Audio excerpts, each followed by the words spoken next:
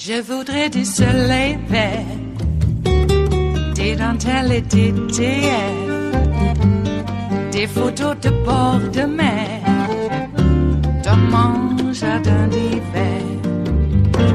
Je voudrais de la lumière, comme en Nouvelle-Angleterre. Je veux changer d'atmosphère, dans mon jardin d'hiver. Ma fleur, sous la pluie de novembre, tes mains qui courent, je n'en peux plus de t'attendre. Les années passent, qu'il est loin, là je tombe. Nul ne peut nous entendre. Je voudrais du Fred Astaire, revoir un latte. Congressional Democrats flexing their new power tonight and warning of a Saturday night massacre, making a bold and in-your-face move to protect the Mueller probe and demanding an emergency hearing on Sessions' replacement, Matthew Whitaker. Now, the incoming chairman of the Judiciary Committee, Congressman Jerry Nadler, joins me in a moment. What he's been asking for is that Whitaker should recuse, saying it's, quote, wholly inappropriate for him to oversee Mueller because he has this well-documented hostility, putting the investigation at grave risk. Two sources also close to Whitaker tell the Washington Post he has no intention of doing that. Nadler and Democratic leaders sending another letter to officials demanding they preserve the key documents that are relevant to Mueller in the firing of Sessions. And you can see there on your screen a lot of different officials put on notice. They say, we remind you, concealing, removing, or destroying the documents itself could constitute a crime. Congressman Nadler, thank you for joining me tonight. You're in the middle of it. You're not waiting. Why did you come out swinging and put so many officials on notice? And what happens if he does not recuse, Mr. Whitaker?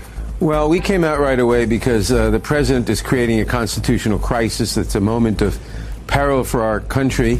His actions fit a clear pattern of interference and attempting of sabotage of the special counsel's investigation. And we think it's very important that the president be put on notice that he is not above the law, and the American people will not tolerate his trying to act like a tyrant and a monarch, not like a president. This was what the president said about you and your colleagues' investigations yesterday. They want to do things. You know, I keep hearing about investigations. They can play that game, but we can play it better. Because we have a thing called the United States Senate. They can look at us, and then we can look at them, and it'll go back and forth, and it'll probably be very good for me politically. Do you view that as a threat to use the Senate to investigate you, your team, your staff? Well, that's a threat to use the Senate to interfere with the operations of the House. I mean, they can investigate anything they want. They're not going to find anything. But the fact is that this is the president trying to abuse his power to prevent, not investigations, but to prevent Congress from doing its constitutional duty of being a check and a balance on the administration and of holding the president and the administration accountable. That is our constitutional duty. The Republicans who are in charge of the House and the Senate have been derelict, either silent or complicit in the face of administration actions to sabotage the special prosecutor, and they've been derelict by not doing their duty. We are going to do our constitutional duty. If the president thinks that's intolerable, well, the American people, I think, are going to tell him that he is not above the law and that he can't act that way. Congressman, as we're speaking here in your native New York, as you may have heard, but it's brand new, 6:26 p.m. on the East Coast, we're watching a fairly sizable procession of what are being called Protect Mueller protests. They've been peaceful up to this point, working their way down Times Square. And I wonder, what is your message to those protesters when people say they'll be ready to take to the streets when the red line is crossed? In your view, how would we know when or if Mr. Whitaker crosses such a line? Well, Mr. Whitaker crosses the line the moment he accepts the job and doesn't recuse himself. We know he's not going to recuse himself because the only reason he was appointed was to sabotage the investigation. And we know that because the president's only criticism, which he expressed for months of Attorney General Sessions, was that he did recuse himself and he didn't sabotage the investigation. He had no other criticisms of him. So the president obviously was not going to appoint someone who would repeat Sessions' sin of not recusing himself. He put Whitaker there because Whitaker has expressed extreme hostility to the investigation, because he has prejudged the issue, and because he obviously is prepared to do what the president wants, which is to subvert the investigation. I will tell you that if Mr. Whitaker does this, and for that matter the president's attempts, these are all further evidence of a conspiracy to obstruct justice. Strong words. I also want to ask you, while I have you, given your mandate with the Judiciary Committee and given another mass shooting today in America, in your committee or with Speaker Pelosi, if she becomes Speaker, do you want to see gun control legislation as a Democratic priority, or is that not on the top of the to-do list? Well, I can only speak for myself at the moment, but I think that's one of our priorities. And in fact, I'm sure it'll be one of our priorities. It won't be the only priority, but it'll be a priority for soon enough. We're seeing these mass murders increasingly frequently, and only in the United States. Only in the United States. When you look at the number of victims of gun violence, in Great Britain, in England, in Japan, it's under 100 or it's 150. Here it's 33,000. Our people are not 10,000 times as mentally ill as people in Western Europe or in Japan, and we must have reasonable regulations. We don't want to take people's guns away, but military-style assault rifles ought not to be in civilian hands. We ought to have proper background checks. Those are very moderate steps, and the House, I'm sure, will take them. Congressman Jerry Nadler, on a range of big issues tonight, and you're busy with the committee and your work already underway. I appreciate you making time for us. It is Friday, the 9th of November of 2018, and you are in West Coast Cookbook and Speakeasy. I am your chef de cuisine, Justice Putnam, and our daily special is Blue Moon Spirits Fridays, because we are all Nighthawks in the diner of life. And we need a couple of French 77s after the tech problems that we had earlier today. What a scramble! Was able to get the stream back up just as David's intro music began. And we were all pretty much set to not have a broadcast probably for the whole station for most of the day. But somehow our crack crew was able to figure it out and told me how to do it. And we did. So we got a couple of more adjustments and tightening up to do, but at least we are broadcasting 5x5, indeed.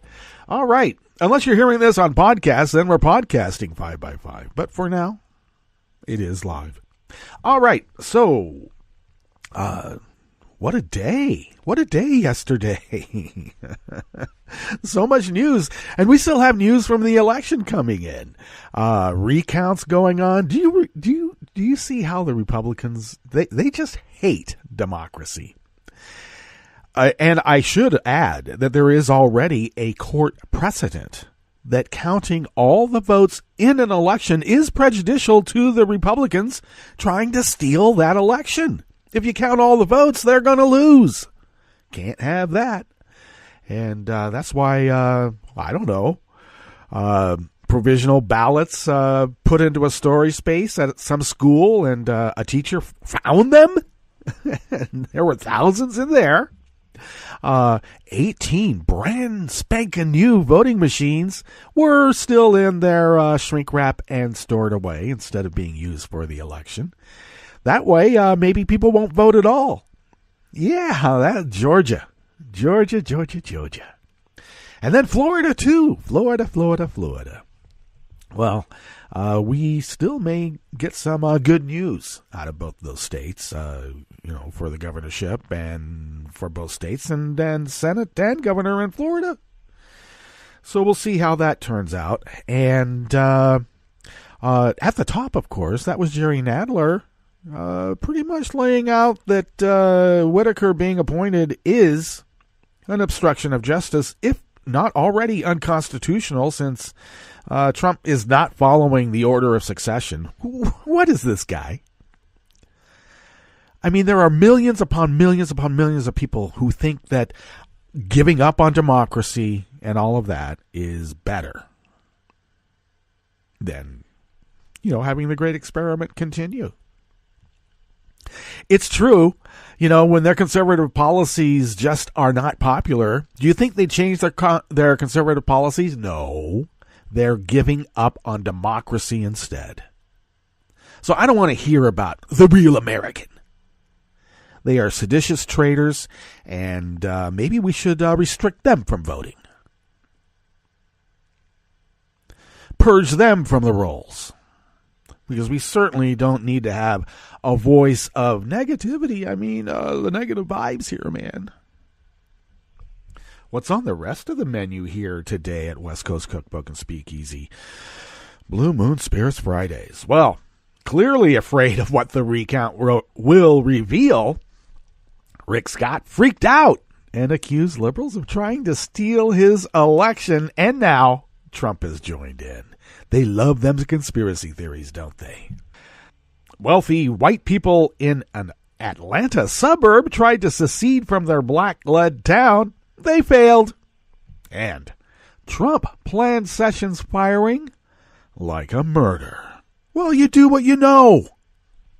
After the break, we move to the chef's table, where Oregon's House Majority Leader said her Democratic Congress will attempt to overturn the state's racist non-unanimous jury law. Now that Louisiana has overturned theirs, Oregon's the last one. Come on, Oregon. Join the 21st century. And Trump will snub Macron's peace forum in Paris on Armistice Day. Because, look, let's be clear. Trump is a Russian asset. All that and more on West Coast Cookbook and Speakeasy. Bon appetit.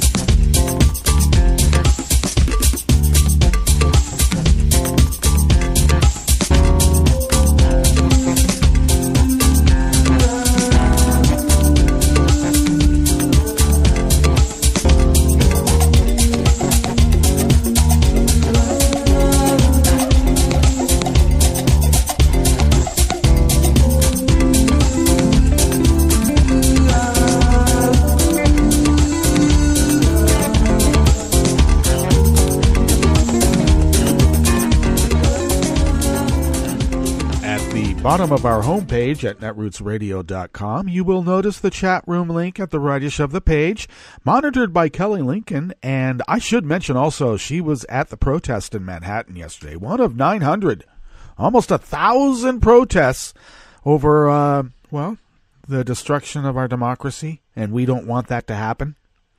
And of course, that means we're the mob. Thank God we are.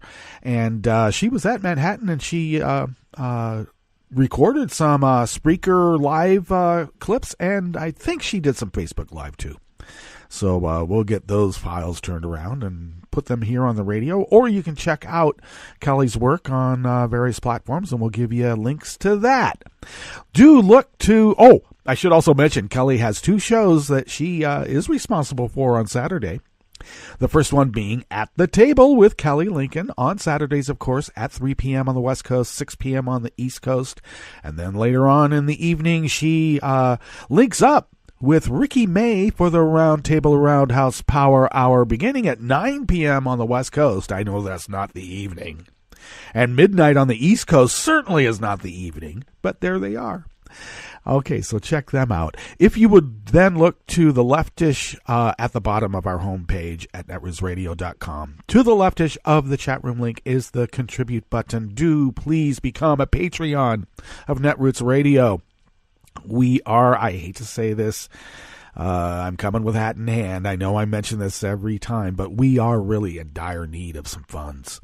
And I know the election just happened and people are pretty tapped out, and with the holidays coming up. But if you could gift us a recurring donation of even the cost of, an inexpensive cup of coffee at the donut shop. That donation or contribution, whichever, goes a long way here. And we thank you for your generosity. We are truly unable to do this without you. We are not independently rich. In fact, we're dependent upon wages. That's the way it is. So thank you again for your generosity. Follow Netroots Radio on Twitter at Netroots Radio. Tom takes care of that platform, and thank you, Tom. Do also follow us on Facebook, and Kelly takes care of, as I mentioned before, the Facebook Live platform. So check that out. Follow me on Twitter at Justice Putnam. And I post the show notes and links diary about 10 minutes before showtime on Daily Co's, where I can be found as Justice Putnam. Do also follow the show at Cookbook West on Twitter. We are also over on Facebook as West Coast Cookbook and Speakeasy. How easy is that? Okay. And pick up podcasts of the show by way of Spreaker, Stitcher, TuneIn, iTunes, iHeart, YouTube, etc., etc., etc. Okay. Let's see here. This first article that we have is by Matthew Chapman out of Alternet. And so Thursday night, that was last night, while GOP Florida Governor Rick Scott still held a tiny lead over Democratic Senator Bill Nelson in the Senate race, the lead has shrunk considerably since Election Day, and an automatic recount is pending. I believe that recount has already been triggered. But Scott, who thought he had the race locked up on Tuesday, is responding with fury. Hey, he's whining. Look, we've cheated long enough. We just want to get on with it. Stop the recount. We're tired of cheating. Get over it. And he is vowing to use the might of the governor's mansion to fight back against the recount because they hate democracy. They don't want the votes counted. They want to go through the dance. It looks good. Well, Scott's claims echo a conspiracy theory voiced earlier by Senator Marco Rubio. Yeah, Marco Rubio said that some ruffian, miscreant Democrats were throwing the election. Oh, they were bringing in a bunch of hairy liberals from afar. What an idiot. To clarify, the recount is not some sort of liberal conspiracy. It is required by state law.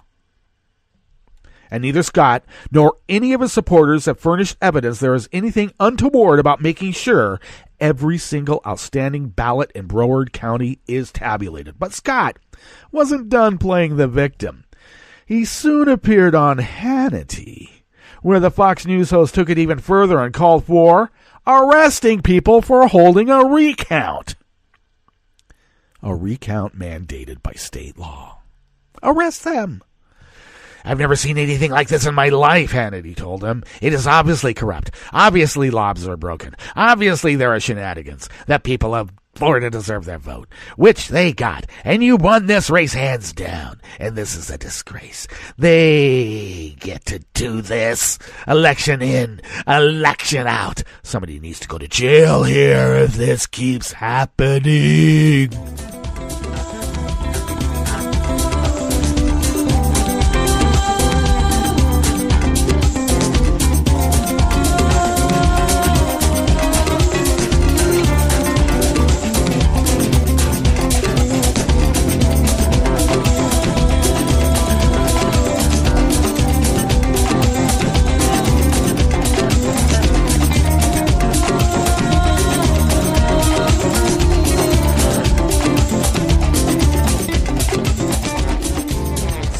Fullwood III of Think Progress brings us this next offering here at the Bistro Cafe of West Coast Cookbook and Speakeasy.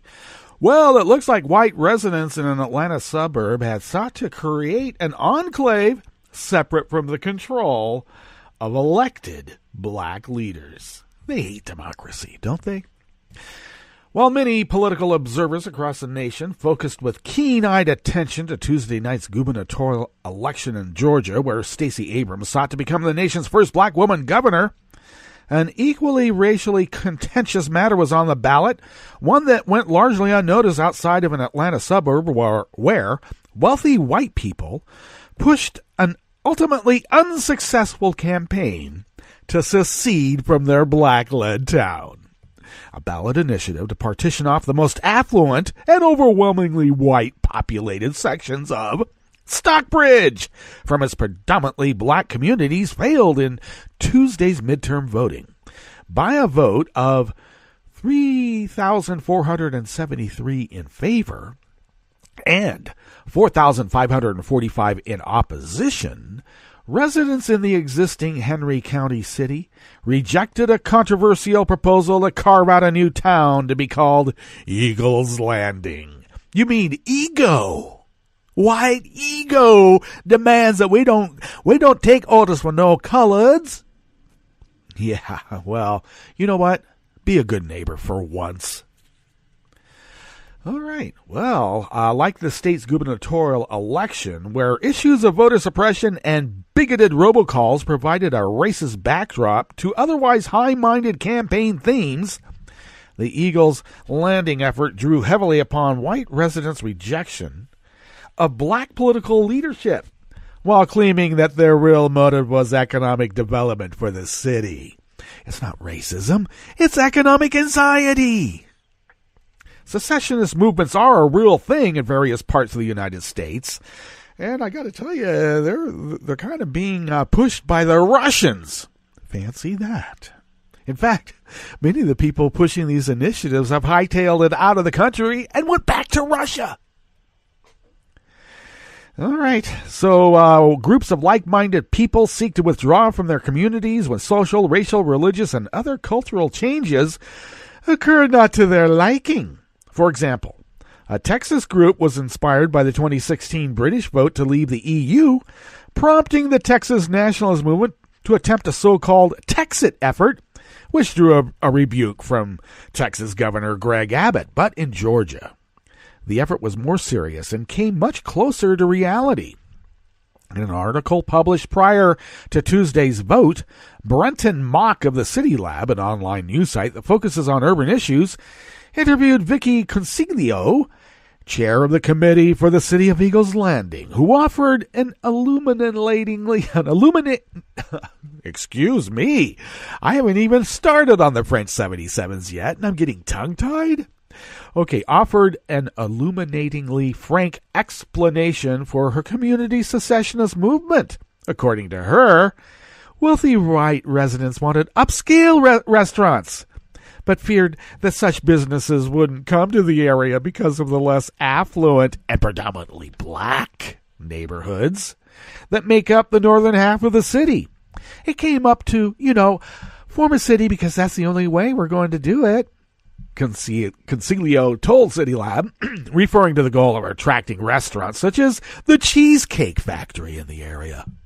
Yeah, cheesecake, we crushed the numbers, and people aren't going to come in and buy a $16 burger. Then you got to pay for the add-ons.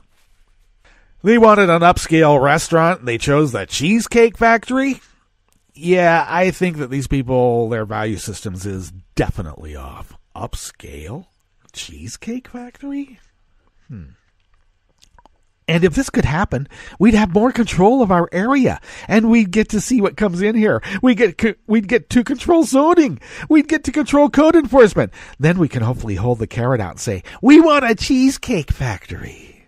Their economic anxiety over a Cheesecake Factory. Sounds racist to me.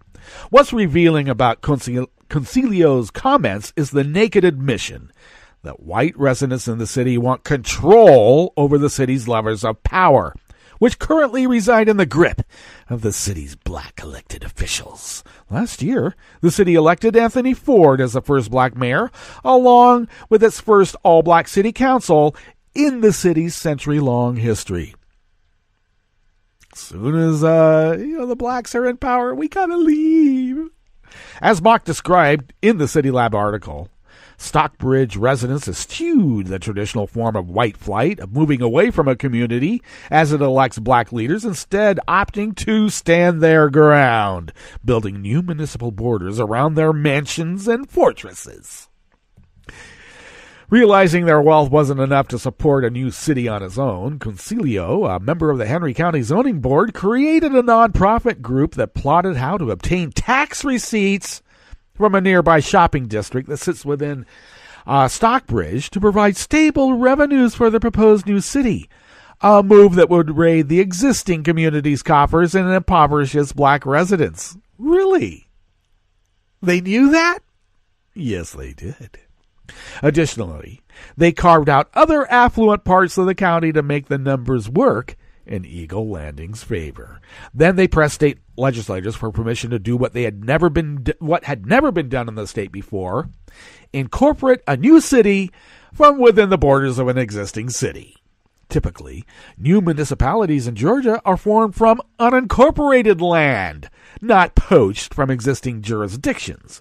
In what came as a surprise to the black leaders of Stockbridge, the Eagles Landing secessionists successfully persuaded Governor Nathan Deal and the Georgia legislature to change state law permitting the redrawing of Stockbridge's borders against the city leaders' will and place the initiative on this year's midterm ballot. When we talked to the governor about this, probably almost 2 months before he signed the bill, I led off the conversation, and Governor Deal was just sitting as close to me as you and I are sitting to one another right now, Ford, the Stockbridge mayor told CityLab. I really honestly believed that he would veto the bills based on our conversation, and so I was quite surprised when he didn't. Some people said I shouldn't have been, but I have to admit, I was really surprised about that. Ford should remain vigilant, as this effort to carve out a whites-only community probably isn't done. As Concilio told CityLab, she and her supporters want to control what comes in here and what it looks like. What's wrong with wanting better? What's wrong with being able to say, I want to control what goes on around me? Because the voting public has spoken? The only certainty is that the failure of the Eagles Landing ballot initiative renders the matter moot for the moment, but residents of Stockbridge would be wise to pay heed. Secessionists never quit and are constantly looking for opportunities to rise again from the ashes of defeat.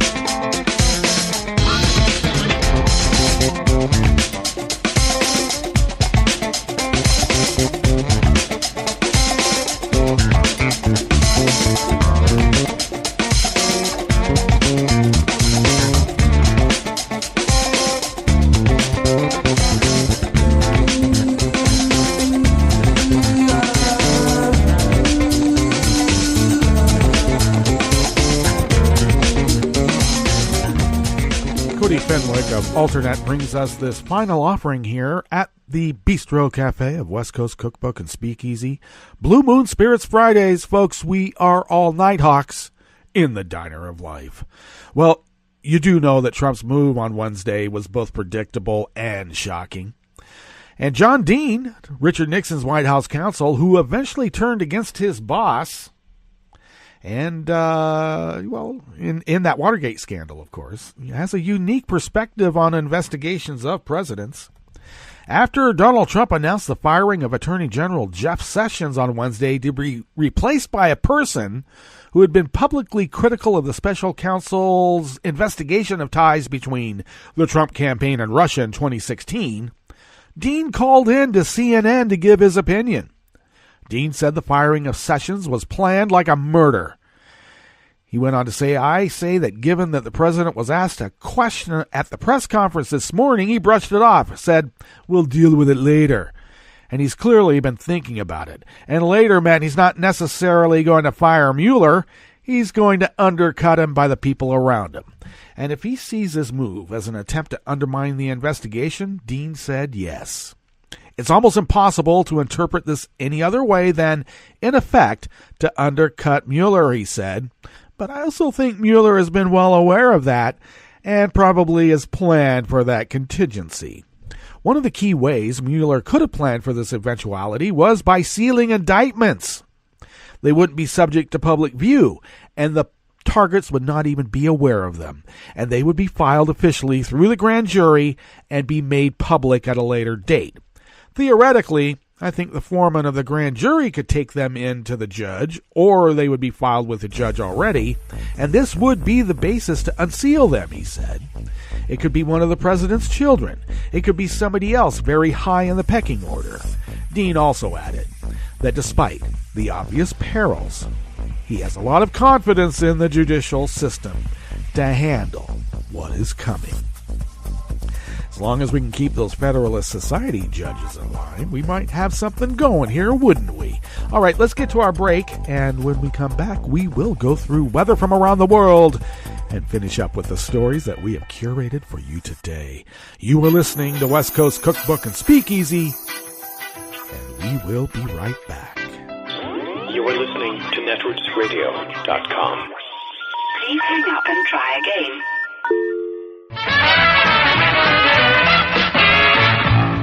From a point at sea to the circles of your mind, a new force is at work for planetary transformation.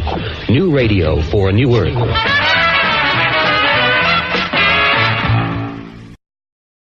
This is Take Two Movie Review. I'm Mike Friend. This week, what's in an acronym? In the city where our reviews are recorded, Charlottesville, Virginia, Angie Thomas's young adult novel, The Hate U Give, is required reading at the high school. Now we have the movie version, which the trailer tells us is a chronicling of yet another white cop, unarmed black teenager encounter. And while it is that, it's way more. The incident, in fact, doesn't occur until about a quarter of the way through. Before that, it's a film about black identity, black life and family, and the way that's intertwined. Though the film opens with the talk that African-American parents sadly have to have with their kids about the police, which is inherently serious, it then almost takes on the demeanor of a romantic comedy before what we know is coming occurs. The story is told from the perspective of 16-year-old Star, played by Amanda Stenberg from The Hunger Games and Everything, and who commands the film. She lives in what she calls the hood, but thanks to her parents, is attending an exclusive, mostly white private school miles away.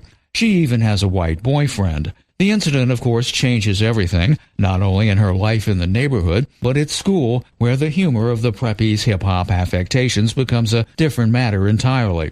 The dramatic convention of using a momentous event to throw light on an issue is time-worn, but honed perfectly here by director George Tillman and a supporting cast that includes Russell Hornsby as Star's dad, Common as her black police officer uncle, and KJ Apa from Riverdale as her never-stereotyped boyfriend. If there's a criticism of The Hate U Give, it would be an ending that steps away from its hard-hitting social justice temperament. Otherwise, this is one not to miss. This has been Take Two Movie Review. I'm Mike Friend. Catch up with us at take2moviereview.com and feed us back on our page on YouTube.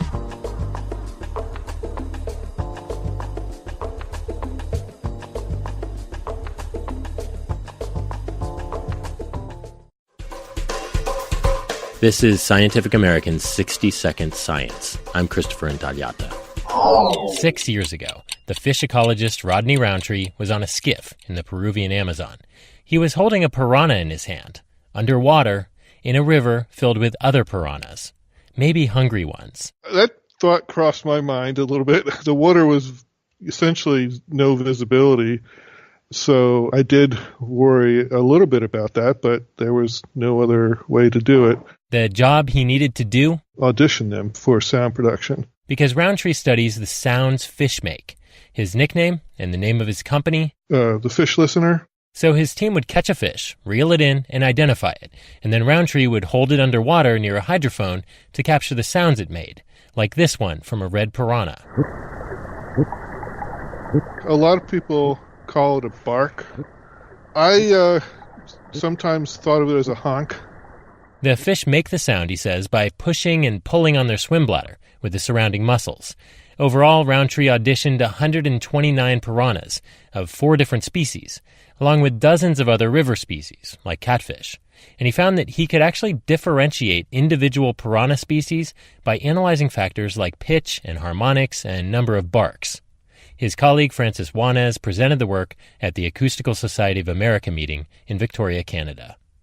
Roundtree also recorded 10 hours of underwater soundscapes, like this one, captured during a piranha feeding frenzy. There's a piranha honk, he says, and lots of catfish screeching, which suggests that with a bit more study, underwater recordings like this might give us a clearer glimpse of who's doing what in murky waters.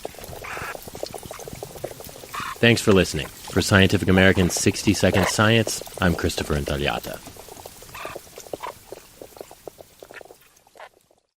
Is anti-Semitism in America on the rise? Listen up. This matters. I'm Louis Black, and this is the Civil Liberties Minute with ACLU attorney Bill Newman. That is how our Civil Liberties Minute from June 2018 began. And now, following the murders at the Tree of Life Synagogue in Pittsburgh, we're going to replay the rest of it. Comparing 2017 to 2016 shows, according to the Anti-Defamation League, a nationwide increase of anti-Semitic incidents of 57%. That's the largest percentage increase in a year since ADL began keeping records.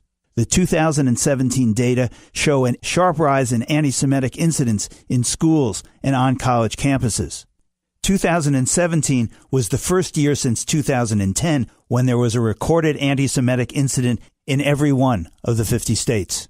And comparing 2017 to 2015 shows that the number of incidents of anti-Semitism in America has doubled. This spiking in anti-Semitism, as summarized in a recent New York Times article, is attributable to the effects of social media and the emboldening of extremists, all exacerbated by the divisive state of American politics. The Civil Liberties Minute is made possible by the American Civil Liberties Union because freedom can't defend itself.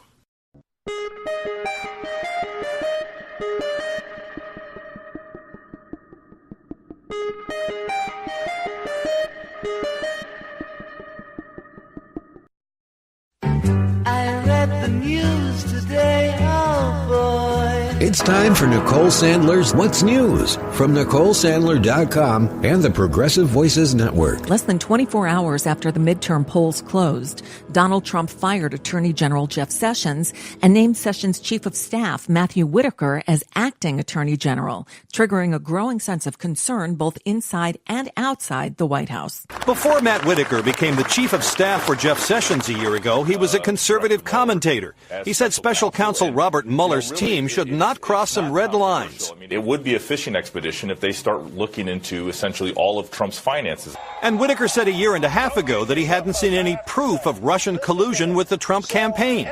The truth is, there was no collusion with the Russians in the Trump campaign.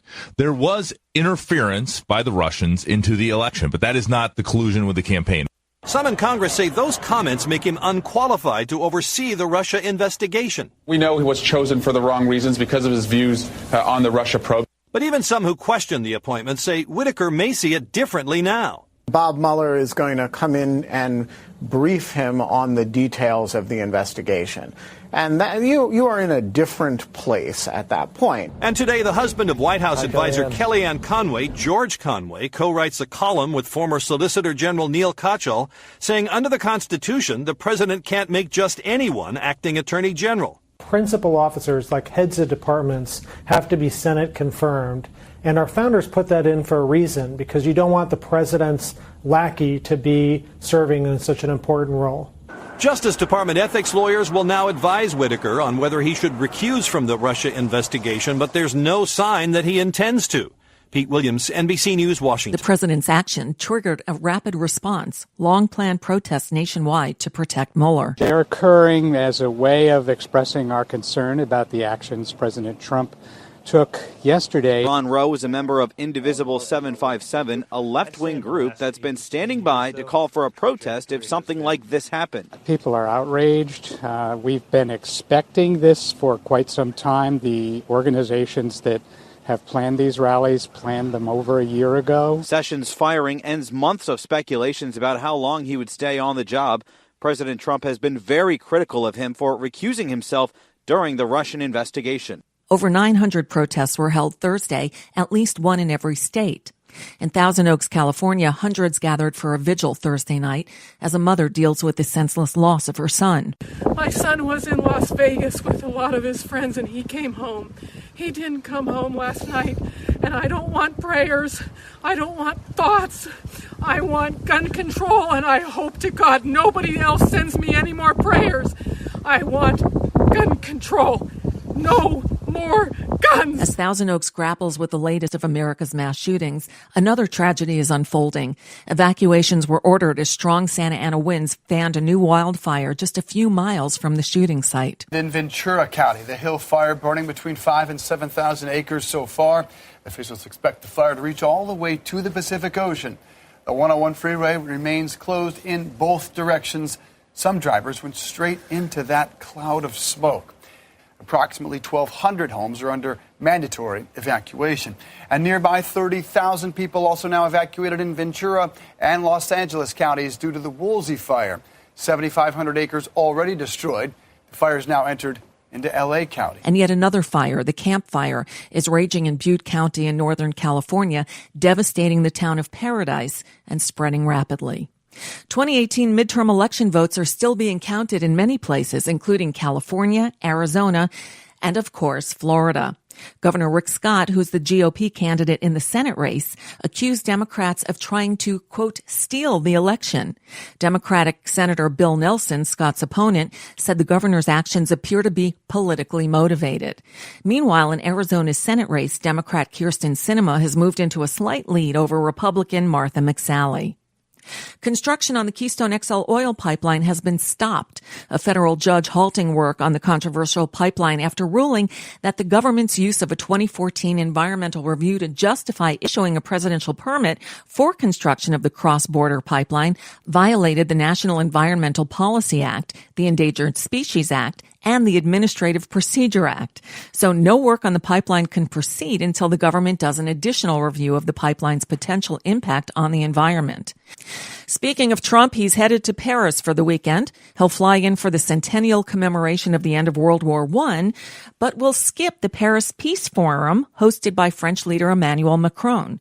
He'll reportedly hold a one-on-one with Macron and attend ceremonies and meals with other leaders, including Russian President Vladimir Putin, but he'll leave before the global cooperation meeting organized by Macron as the focal point of the gathering. Trump declared in August that he would attend the ceremonies after he said Washington municipal authorities had given a ridiculously high cost for a military parade he had wanted to stage on November 11th. The aim of the forum is to avoid war by promoting global cooperation. And that's a bit of what's news for now. I'm Nicole Sandler. If you appreciate these reports and the Nicole Sandler Show, I hope you'll consider making a contribution. My work is 100% listener supported, and I can't do it without your help. Find out more at NicoleSandler.com/donate. From UN headquarters in New York, I'm Luke Vargas with your World in 2 minutes. Imagine flipping on cable news and hearing this. Hello, you are watching English news program. I'm AI news anchor in Beijing. Panama's participation in the Did you catch that? Chinese state media outlet Xinhua unveiled a computerized news anchor on Thursday. It's modeled after a human, moves its lips as it speaks, but let's be honest, doesn't really sound like a human. The AI newsreader was really fun to watch for the first 5 seconds. And then I got bored. Meredith Broussard teaches journalism at NYU and is the author of Artificial Unintelligence, How Computers Misunderstand the World. This is absolutely state-of-the-art in AI and in simulation, but the state-of-the-art doesn't actually even vaguely approach being human-like. That's because human speech is inherently expressive, not just a sequence of words. Hence why humans appreciate the convenience of Alexa and Siri, not the timbre of their voices. I don't think that Xinhua robot is going to put a lot of people out of business. That's Matt Carlson, an associate professor at the University of Minnesota's Hubbard School of Journalism. For now, he thinks the AI news anchor is a novelty and is more excited about how computers can help real-life reporters do their jobs. I think the best uses we're going to see are combinations between humans and this sort of data evaluation, where people are able to really dig into these big data sets and do stories that are not possible with just human brains. But maybe that's not what China's propaganda ministries want, especially as Chinese state media penetrates into the far corners of Africa, Latin America, and Asia. If you started using this technology with languages that are not spoken by most people in the world, I don't think we'd even notice that this is happening, and it could be a big source of foreign influence. Still here in the flesh, I'm Luke Vargas at the United Nations.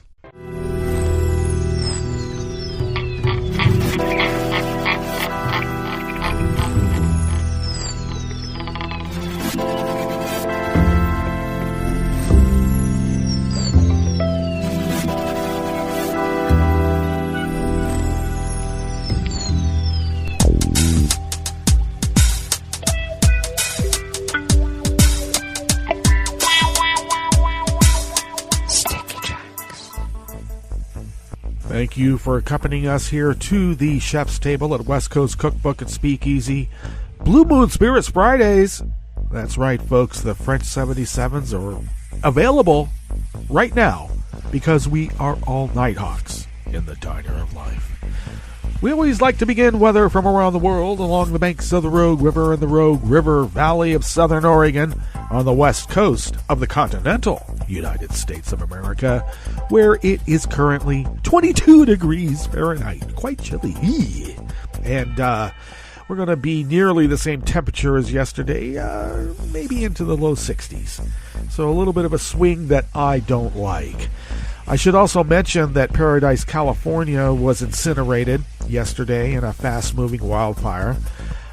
Peanut and Smiley Creek, friends of ours on Daily Co's, are safe. And thank goodness for that. I was getting worried. Paradise is the little town that the group that I played with back in the 70s, Cottonmouth, came from, though we were known as being from Chico. And then when we started making it a little bit bigger, everybody thought we came from San Francisco, even though our practice house was in Santa Rosa. Go figure. But, I have fond memories of Paradise. I know that town, it's changed considerably since I was playing with Cottonmouth back in the mid-'70s. But I really like that part of the state. And it's sad to think that it has been leveled. My gosh. One of the more fond memories I have of that time also is just dropping in on the novelist John Gardner at Chico State when he was teaching there.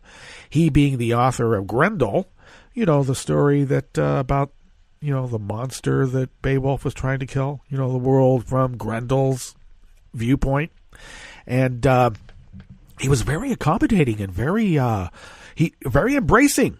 So, I just dropped in on him, and because I was a fan. And I like to think that we became friends and checked in with each other infrequently, until he died. But John Gardner was a great guy. Okay, so let's see here. We're going to be sunny. Winds are out of the east, light and variable, and will remain out of that direction and in that light and variable range for the next few days. We do have rain in the forecast towards the end of next week. We'll see if that remains. Looks like we'll have overnight lows in the low 30s, upper 20s, which means it's probably going to be in the mid to low 20s. But we'll see how that is. And dry conditions will continue, and that's why these wildfires are so scary. And if the winds pick up, that would not be good. The air quality index is in the green good range at 47, though I don't consider it that great. The daytime UV index is at 2, which is in the green low range, and that's okay. Barometric pressure is holding steady at 30.3 inches. Visibility is up to 10 miles. And that relative humidity is at 51%. And that is indicative of why we have those wildfires again. Oh, God, we need rain. Okay. Weather from around the world is brought to you by people's personal weather stations that they purchased. These people planted these purchased personal weather stations somewhere on their property. And these people positively live around the world. London is 55 and partly cloudy. They do have a weather advisory. Let me click on that right now and see what that is. Potential disruption due to rain. All right. Let's see what... Well, right now the weather cell is out of the frame of the satellite image right now, but it looks like they will be raining right away, and with showers, winds out of the south at 20 to 30 miles per hour. So they're getting rain and a lot of wind, so do take care there in London. All right. Paris is 57 and partly cloudy. Rome is 65 and partly cloudy. Kiev is 42 and fair. Kabul is 43 and mostly cloudy. Hong Kong is 72 and partly cloudy. Tokyo is 61 and mostly cloudy. Sydney, Australia is 60 degrees and clear. San Francisco, California is 55 degrees with smoke from that campfire fire out there in paradise. And New York is 46 degrees Fahrenheit with a weather advisory. Oh, a flash flood watch. So do take care in New York because you're going to get a lot of water. And that is weather from around the world, brought to you by people's personal weather stations that they purchased. These people planted these purchased personal weather stations somewhere on their property, and these people positively live around the world.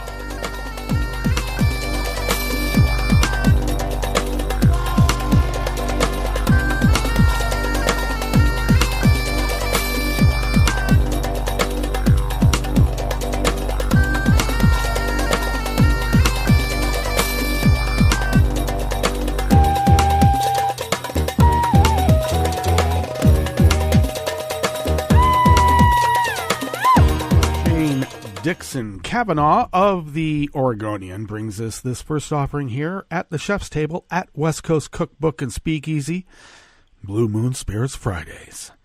Oregon's House Majority Leader said her Democratic caucus will attempt to scrap the state's unusual jury system during next year's legislative session.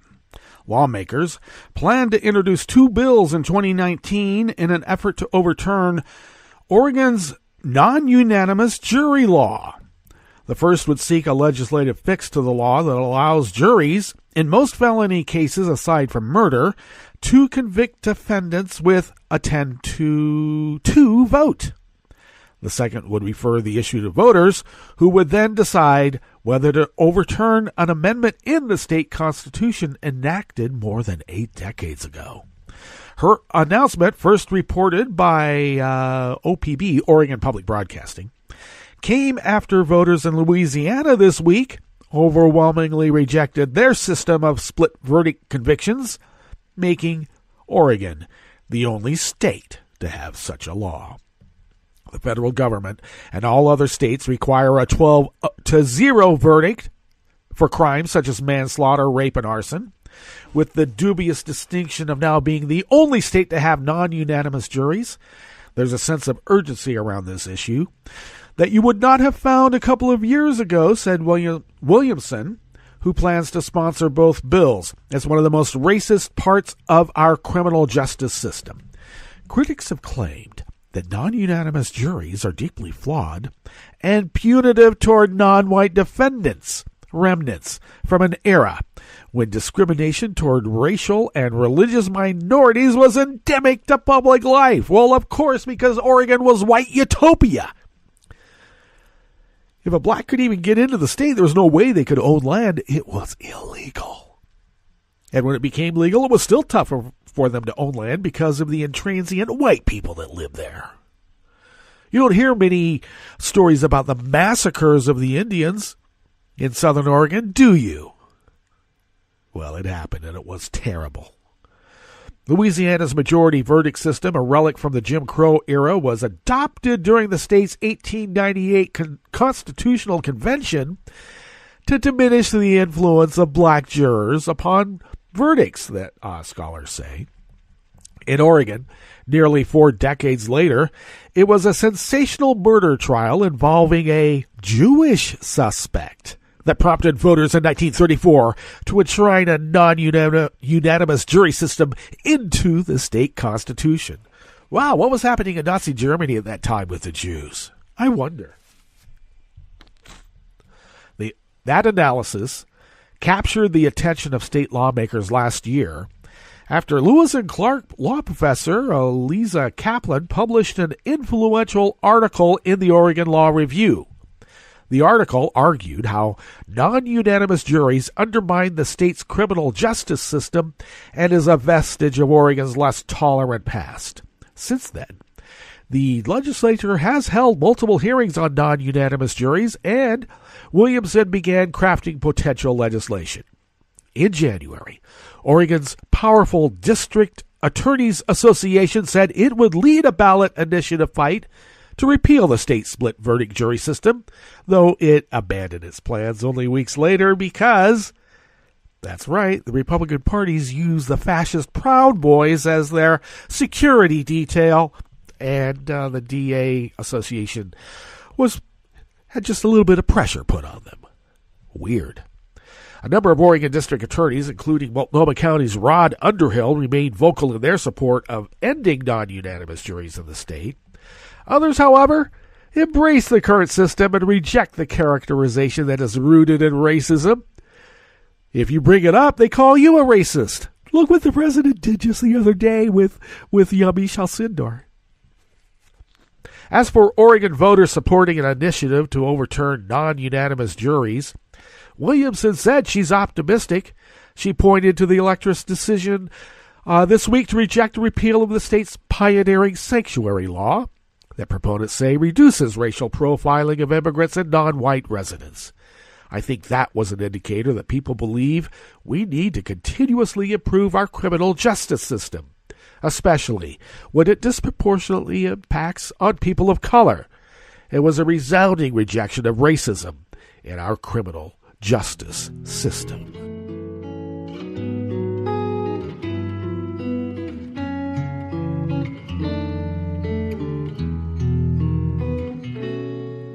Je te donne ce mon amour pour la vie entière, la promesse de me trouver à tes genoux.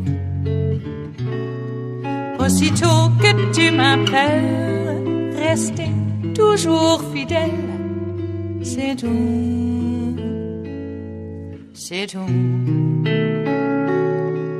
Je te donne tous mes printemps, mes étés de mer, mes automnes quand les feuilles tombent partout.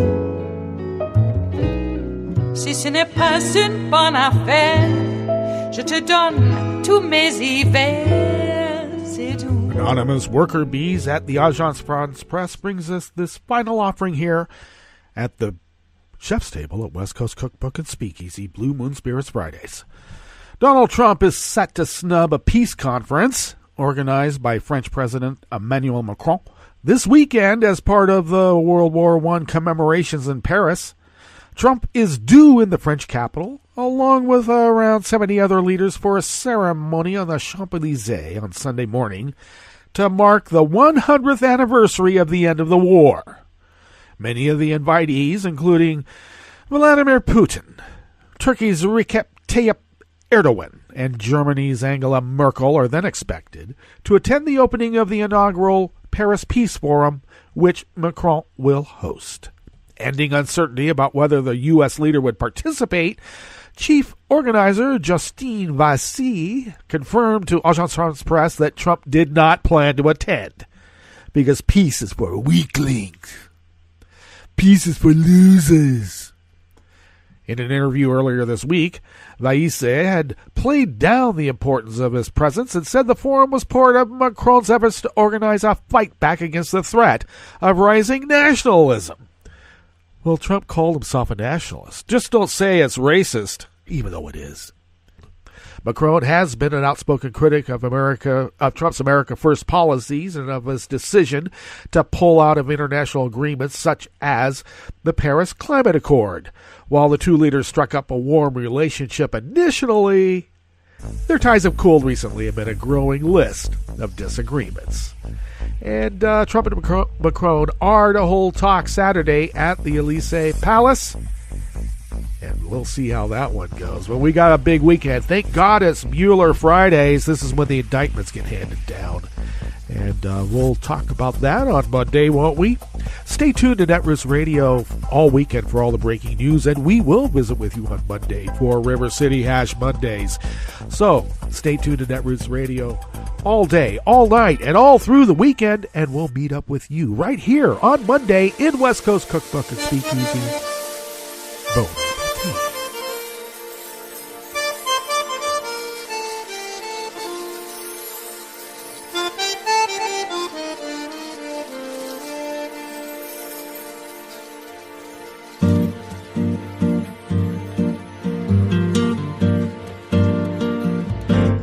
Je voudrais du soleil vert, des dentelles et des théâtres, des photos de bord de mer, dans mon jardin d'hiver.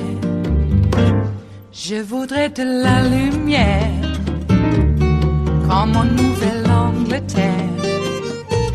Je veux changer d'atmosphère, dans mon jardin d'hiver.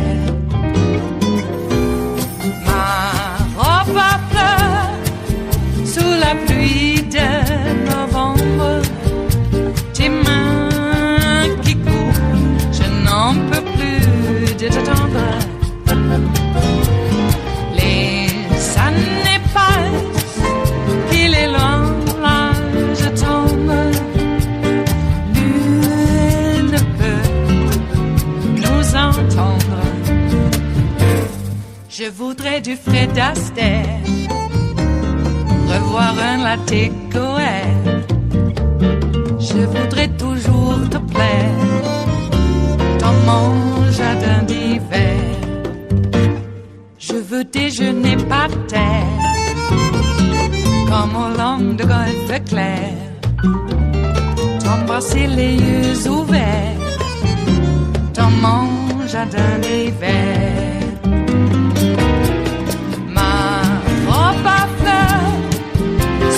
Pluie de novembre, tes mains qui courent, je n'en peux plus de t'attendre. Les années passent, il est loin, là je tombe. Nul ne peut nous entendre. Ba-da-da-dum-di-da-dum. Ba-da-da-dum-di-da-dum. Ba-da-da-dum-di-da-dum. Dans mon jardin d'hiver. Ba-da-da-dum-di-da-dum. Ba-da-da-dum-di-da-dum. Ba-da-da-dum-di-da-dum. Dans mon jardin d'hiver. Dans mon jardin d'hiver. Dans mon jardin d'hiver.